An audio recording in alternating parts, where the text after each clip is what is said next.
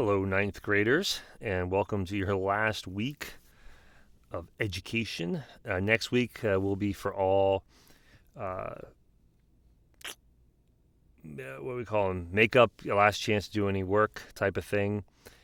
I will be putting this week, towards the end of the week, I guess a blanket announcement, who I have not heard from at all. If I didn't hear from you at all, that means I have no work from you.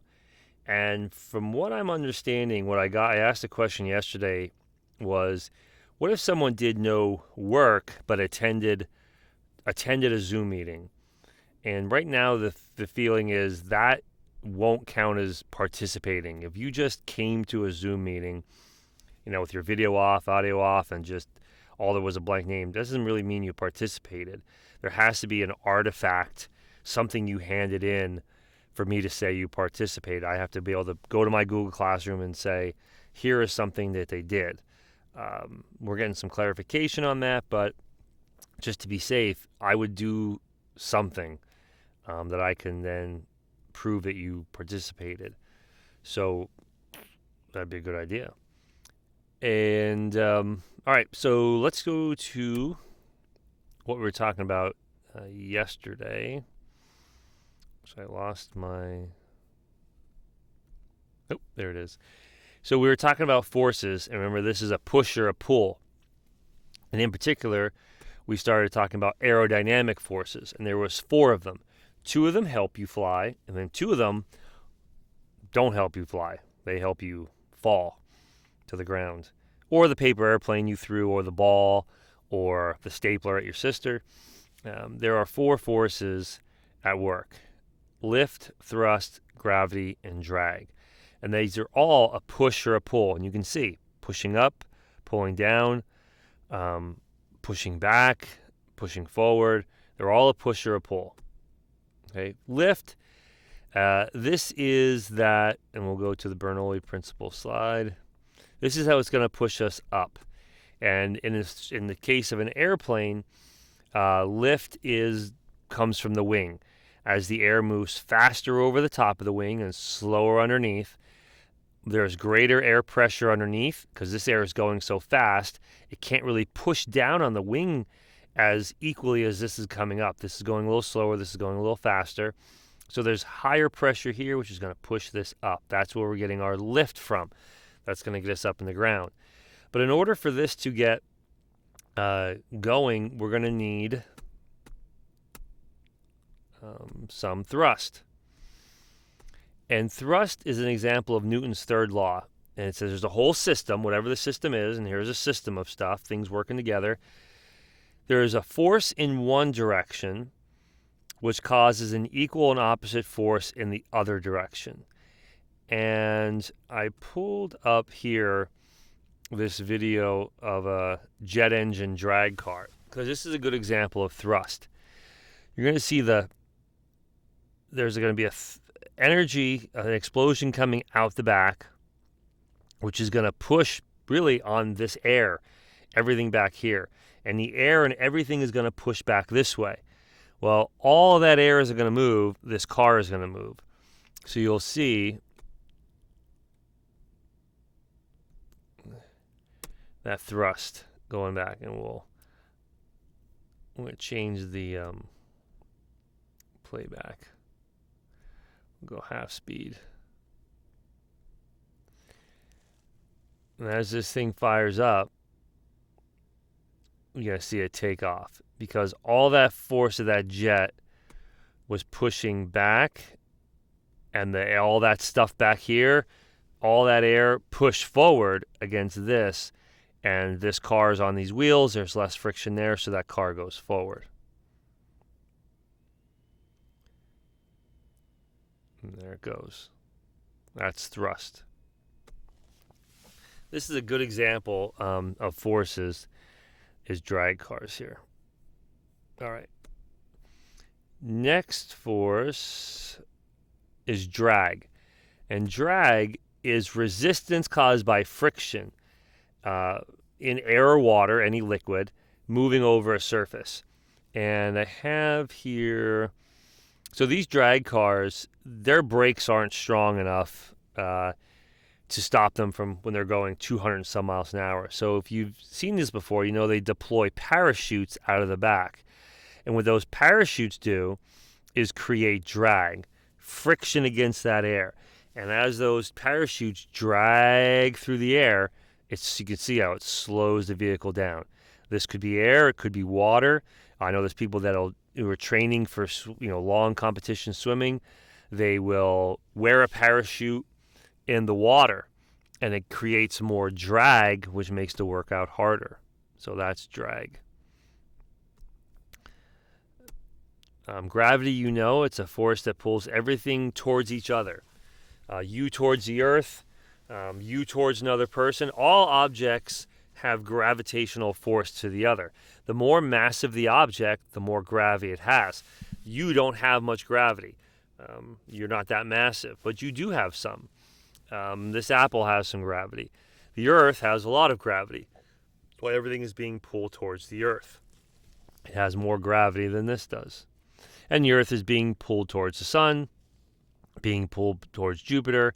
Anything that has mass has gravity. Mass is the measure of how much matters in an object, how much stuff there is. And weight, it's the force of gravity on an object. So if you have that mass and you have being pulled down, that pulling down of that mass is the weight. And this gives us our lift. All right, now here's two terms here that are used, and you may not use maybe them correctly. So this is the crux of it today, is learning these two terms so we're using them correctly. What is velocity? It is the speed and direction of a moving object. Not just the speed, not just the direction, but technically velocity is both. It's the speed and direction. I can be going this way at that speed, or I can be going this way at that speed. If you're talking about someone's velocity, you're talking about their speed and direction, because both are important. If I'm going this way towards a brick wall, that's important to know because I'm going towards a brick wall. If I'm going this way, that speed towards a brick wall, that's important to know because I can then change my velocity if I wanted to. And depending on my speed, it depends on how much time I have to change my direction. Okay? So speed and velocity are important. The speed and direction. Here in a roller coaster, going downhill and at what speed? Different parts of a roller coaster are more exciting because your speed and direction change. You can have fun on the roller coaster because you are changing direction quickly. You're going through turns. You're going up and down hills. Changing direction can be fun, and changing the speed can be fun. All right, so all those two plays a part.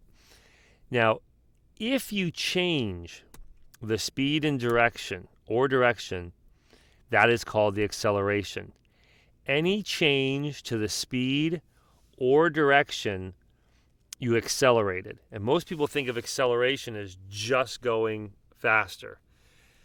If I'm going like this and then slow down, I accelerated because I changed my velocity. And velocity is speed or direction. So if I was going this way at this speed and then turned, I accelerated.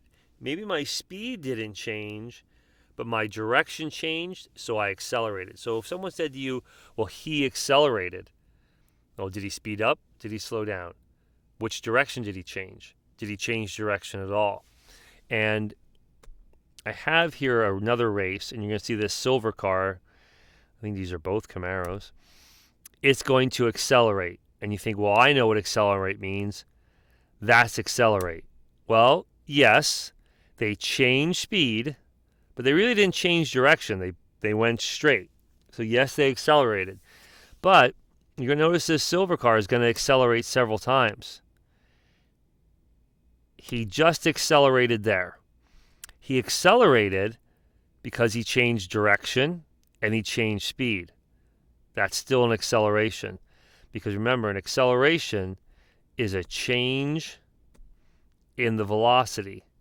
and the velocity is speed and direction. So that car changed speed and direction, so it accelerated. And it's going to continue to accelerate. Even though now it's slowing down, it accelerated. It kept changing its speed and direction to stay safe. Saved the day there. And now it's accelerating again because it's picking up speed. It's accelerating. Here's an acceleration, a change in velocity. It changed direction. It changed speed. It changed direction. It changed speed. All those are changes in velocity.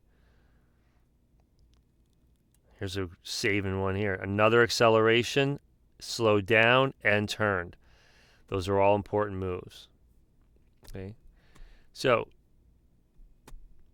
velocity, speed and direction, acceleration, the rate at which you change speed or directions. Okay. Going from 0 to 60 is important.